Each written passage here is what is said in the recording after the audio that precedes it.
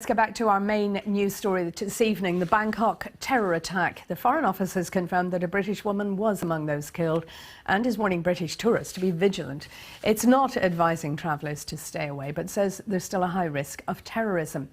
Now, Thai officials say they're much closer to identifying the person behind the attack, and we've just been told on this programme that one person has already been questioned by the police. Joining me in the studio is Dr. Lee Jones from Queen Mary University of London. He's an expert on the security situation in Thailand and the wider region. Very good evening to you.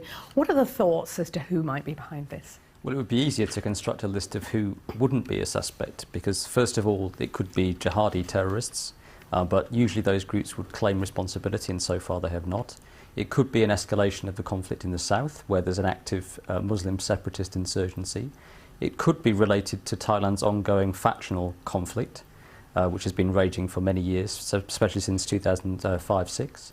And fourthly, it could be some kind of wild card. It could be completely unrelated to the usual suspects, something perhaps related to Myanmar, the Rohingya refugee crisis there, some kind of revenge attack against the Thai government, or potentially people are talking about an attack on Chinese tourists specifically to take revenge for the Thai deportation of 100 plus Uyghur Muslims recently. You mentioned factional struggles there, and this suspect that they're looking at in the CCTV is wearing a yellow shirt. We have the red shirts and the yellow shirts. Do you think that's significant or not? I doubt that it's significant. I doubt anybody would be foolish enough to declare their factional identity, and it's not clear why the yellow shirts would attack during a government that is essentially backed by them. The current military regime is basically ruling on behalf of the yellow shirt faction.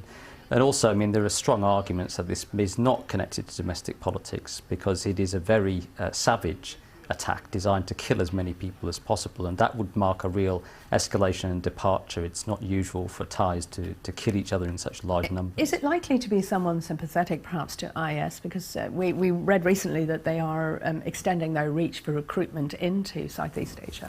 It's true that around 1,000 people from the region have travelled to the Middle East to fight with the so-called Islamic State, but it is quite small compared to the overall population, and terrorist attacks of this kind are not actually that common in Southeast Asia. There was a lot of kerfuffle after 9/11 that this would be a second front in the war on terror, but in reality it very rarely happens. But as we know, it only takes one lone wolf, so it is possible.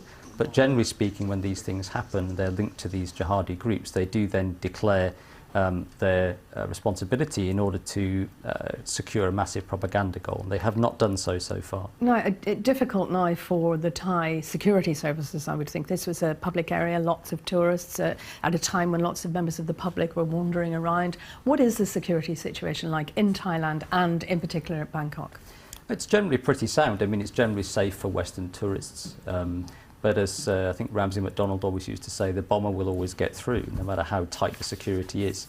But I'm sure that the regime will be tightening security at all public monuments and tourist sites. Dr. Lee Jones, thank you very much.